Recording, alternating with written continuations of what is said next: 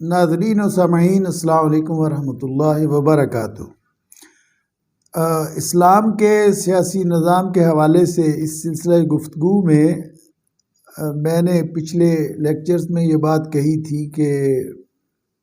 موجودہ سیاسی نظام غیر اسلامی ہے۔ تو یہ بات میں نے 4-5 لیکچرز میں کر دی اور لیکچرز بھی مختصر رکھے، تو اس وجہ سے بعض ذہنوں میں سوالات اور اشکالات پیدا ہوئے۔ تو میں نے مناسب سمجھا کہ یہ جو سوالات ہیں یا اشکالات ہیں ان کا باری باری ایک ایک کر کے جواب دیا جائے۔ تو پہلا سوال جو مجھ تک پہنچا ہے وہ یہ ہے کہ اگر آپ یہ کہتے ہیں کہ جمہوریت جو ہے وہ خلاف اسلام ہے اور جو اسلامی جمہوریت ہے یہ بھی صحیح نہیں ہے، تو پھر سوال یہ ہے کہ پھر اس کا متبادل کیا ہے؟ جو لوگ سیاست میں حصہ لینا چاہتے ہیں پھر وہ کیا کریں اگر حصہ نہ لیں تو؟ اس کے کئی جواب ہو سکتے ہیں۔ آج ہم پہلے ایک سوال پر غور کرتے ہیں، اور وہ یہ ہے کہ آپ سیاست میں حصہ کیوں لینا چاہتے ہیں؟ کوئی فرض واجب تو نہیں ہے سیاست میں حصہ لینا، تو آپ سیاست میں کیوں حصہ لینا چاہتے ہیں؟ اس کے کئی جوابات ہو سکتے ہیں، اور ہر ایک کے بارے میں ہم الگ سے انشاءاللہ گفتگو کریں گے۔ ایک جواب اس کا یہ ہو سکتا ہے جی کہ ہم سیاست میں اس لیے حصہ لینا چاہتے ہیں، یعنی علماء کرام کی طرف سے اور دینی جماعتوں کی طرف سے اس کا ایک جواب یہ آ سکتا ہے کہ ہم سیاست میں اس لیے حصہ لینا چاہتے ہیں کہ تاکہ ہم پاکستان میں دین کا غلبہ چاہتے ہیں، ہم ملک میں نفاذ شریعت چاہتے ہیں۔ تو اس سوال کا جواب یہ ہے کہ یہ تو ممکن نہیں ہے۔ میری رائے میں اس کا امکان نہیں ہے کہ پاکستان میں جو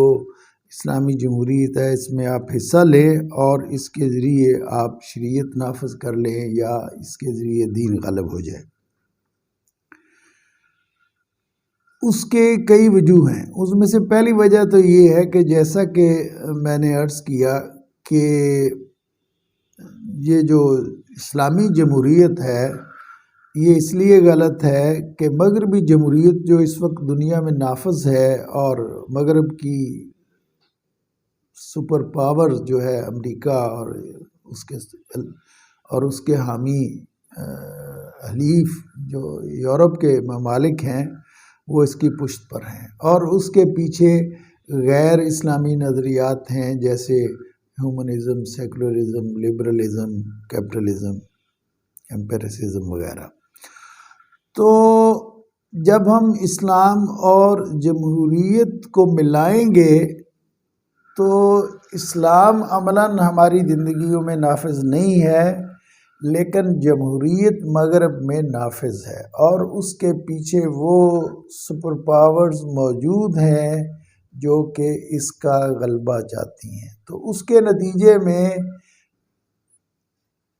مغربی تہذیب جو آج غالب ہے اور جو جمہوریت کی پشت پناہ ہے وہ غالب آئے گی، نہ کہ اسلام غالب آئے گا جس کا ہم دعویٰ ضرور کرتے ہیں اور عمل نہیں کرتے۔ تو اس وجہ سے ہم دیکھتے ہیں کہ اسلامی جمہوریت کے باوجود پاکستان میں سیکولرزم اور لبرلزم اور میٹیریلزم یعنی مادہ پرستی غالب آ گئی ہے، اور اسلامی اقدار غالب نہیں ہے۔ ایک بات کہ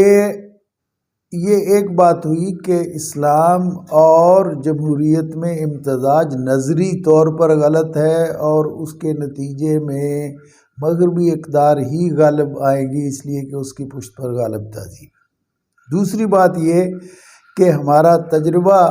یہ کہتا ہے، اب دینی جماعتیں جو ہیں، دینی سیاسی جماعتیں، وہ بہت طویل عرصے سے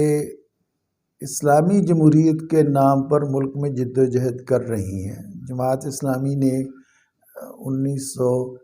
1948 ہی سے آئین کے اسلامی ہونے کی مہم چلا دی تھی، گویا کہ اسے اور دوسری دینی جماعتوں کو اتنا ہی عرصہ ہو گیا ہے سیاسی دینی جدوجہد کرتے ہوئے جتنا کہ قیام پاکستان کو ہوا ہے، یعنی 77 سال۔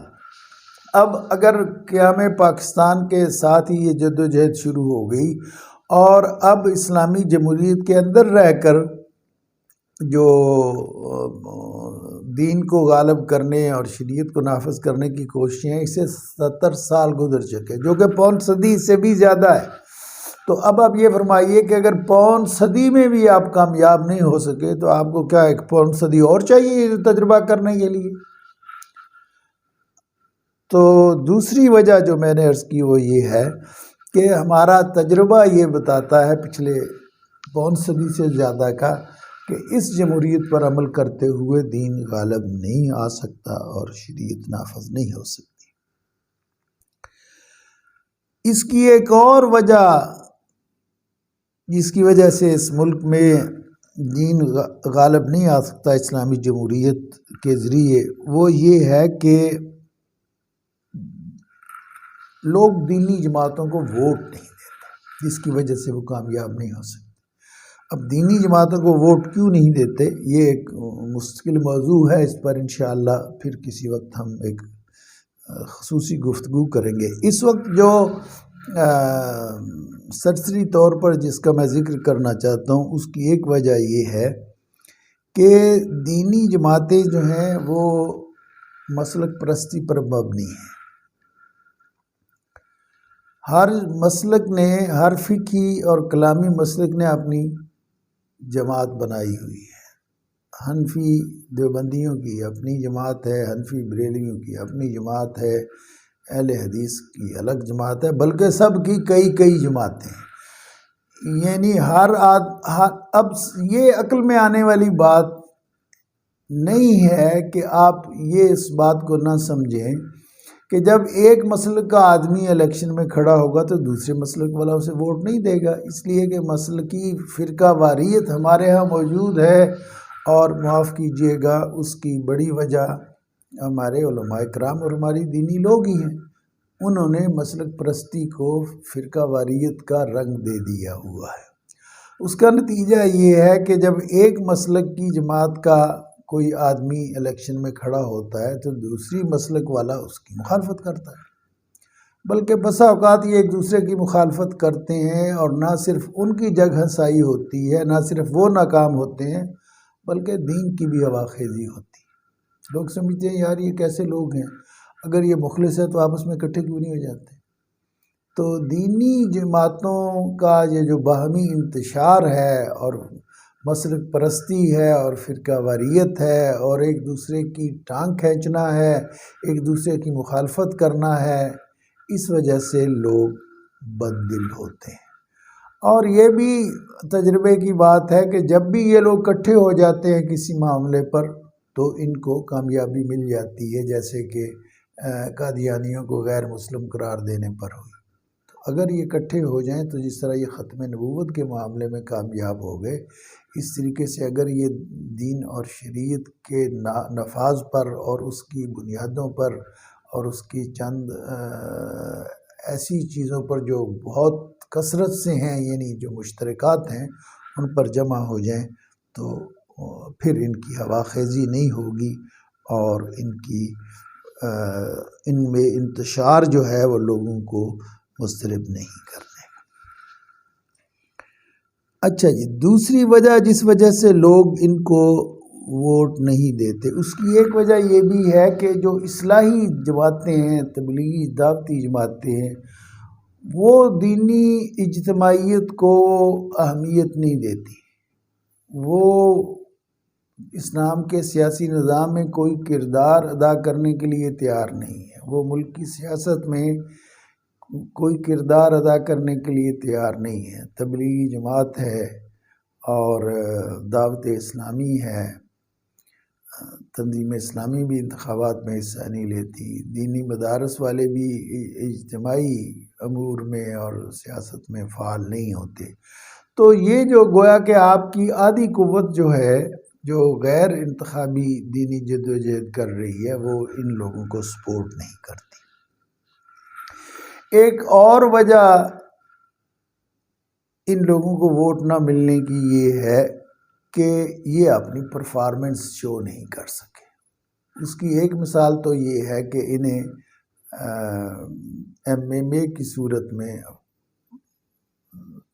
NWFP میں، جسے آج کل ہم خیبر PK کہتے ہیں،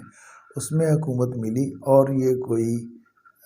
بڑی کارکردگی شو نہیں کر سکے، نہ وہاں کی گورننس میں، نہ